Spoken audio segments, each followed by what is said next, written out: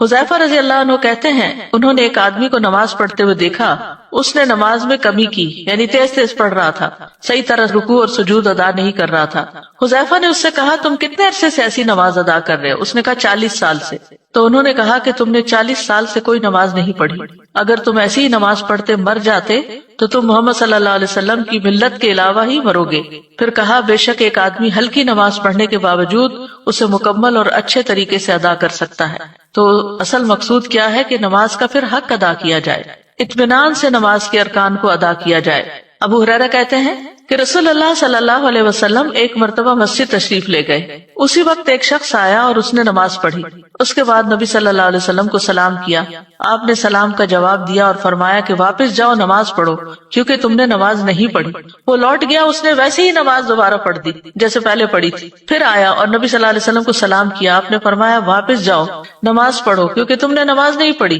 اس طرح 3 مرتبہ ہوا۔ پھر اس نے کہا اس ذات کی قسم جس نے آپ کو حق کے ساتھ بھیجا ہے، میں اس سے بہتر نماز ادا نہیں کر سکتا، لہٰذا آپ مجھے سکھا دیجئے۔ آپ نے فرمایا جب تم نماز کے لیے کھڑے ہو تو تکبیر کہو، اس کے بعد جتنا قرآن تمہیں یاد ہو اس کو پڑھو، یعنی سورۃ فاتحہ کے بعد، پھر رکوع کرو یہاں تک کہ اطمینان سے رکوع کرو، پھر سر اٹھاؤ یہاں تک کہ سیدھے کھڑے ہو جاؤ، پھر سجدہ کرو یہاں تک کہ اطمینان سے سجدہ کرو، پھر سر اٹھاؤ یہاں تک کہ اطمینان سے بیٹھ جاؤ، اور اپنی پوری نماز میں اسی طرح کرو۔ یعنی ہر رکن اس طرح ادا کرنا چاہیے کہ اس کے بعد انسان اپنی جگہ پر ٹھہر جائے سکون سے، اور پھر دوبارہ اگلا رکن ادا کرے۔ پھر اسی طرح رکوع اور سجود میں اگر کمر سیدھی نہ کی جائے اور بس تھوڑا سا جھکا کے سر اٹھا لیا جائے تو آپ نے فرمایا وہ نماز کافی نہ ہوگی جس میں آدمی اپنی پشت کو رکوع اور سجود میں سیدھا نہ رکھے۔ امام شافعی، امام احمد اور اسحاق کہتے ہیں جو اپنے رکوع اور سجدے میں اپنی پشت سیدھی نہیں رکھتا، یعنی اسٹریٹ نہیں ہوتی، اس کی نماز فاسد ہو جاتی ہے۔